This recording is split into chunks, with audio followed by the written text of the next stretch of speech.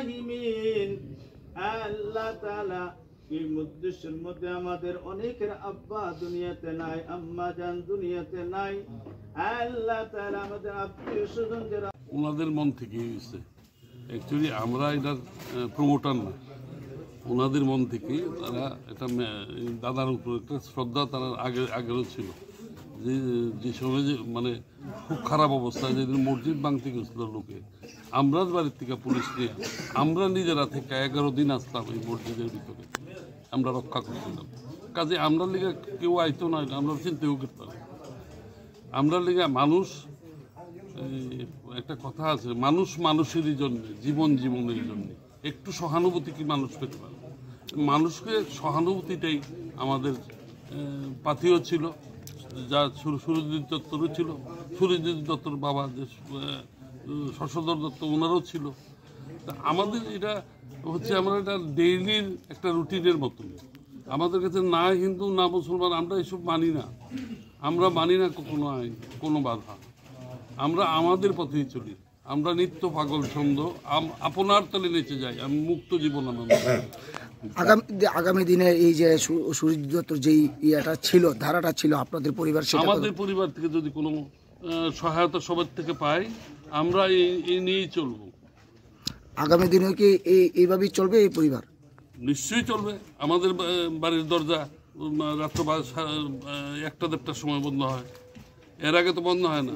এখানে হিন্দু মুসলিম যদি কেউ এখানে আসে, ছেলে হোক মেয়ে হোক, এই বাড়ি থেকে এখনো গিয়ে দেখবেন আমাদের ঘরের মানে উপর চালায় 3-4টে মুসলমান মেয়েকে আমরা পড়াই।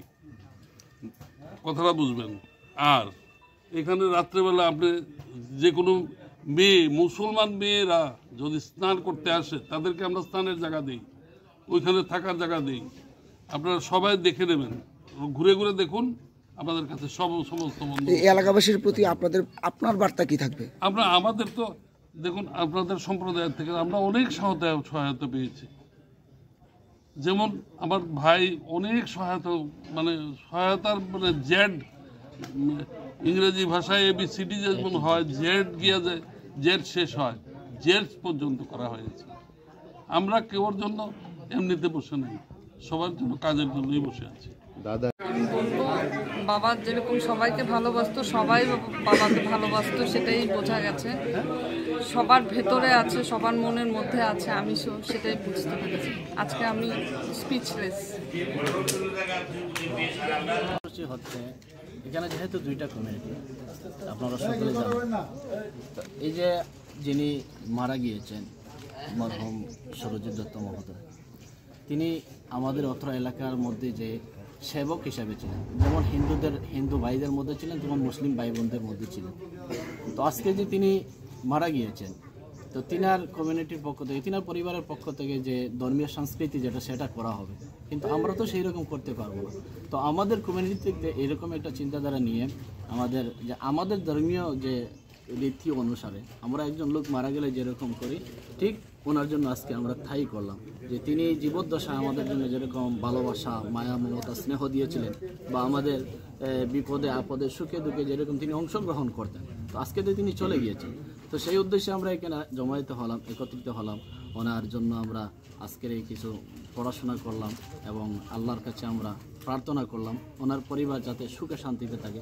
তিনি যেমন তিনার জীবদ্দশায় ভালো কাজ করেছেন, তিনার এই প্রতিদানটা যাতে তিনার পরিবারটা পেয়ে যায়, তিনার পরিবার পেয়ে যায়, তিনার ভাই আছে, ভাতিজা আছে।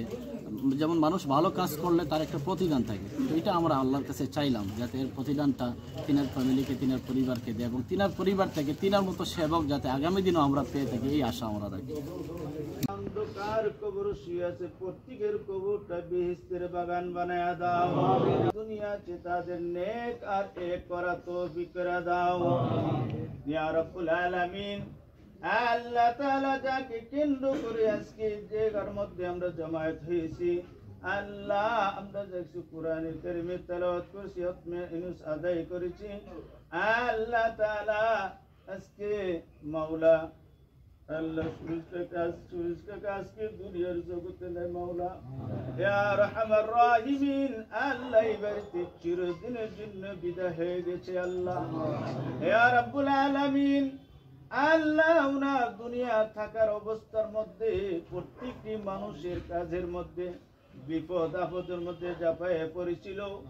আল্লাহ এই এলাকার প্রত্যেকটি ঘরের খবর নিয়েছে মাওলা। ইয়া আরহামার রাহিমিন, আল্লাহ উনাকে আল্লাহ দুনিয়ার যেরকম সম্মানী হিসাবে বানিয়েছিলা, পরকালে সম্মানী হিসাবে তুমি কবুল করে নাও।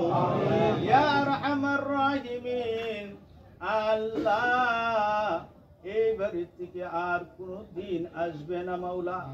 ইয়া আরহামার রাহিমিন, আল্লাহ তাদের বায়াতের মধ্যে সবাই চলে গিয়েছে। আল্লাহ একমাত্র মহান কাজ মাওলা, আল্লাহ উনাকে দীর্ঘ লম্বা হায়াত দান করে দিও। মানুষের সেবা হিসেবে তুমি কবুল করে নাও। ইয়া আল্লাহ মানুষের বিপদ আপদের মধ্যে আল্লাহ উনাকে তুমি কবুল করে নাও। Subscribe to Tripura Info and press the bell icon so that you never miss any latest updates and news on Tripura.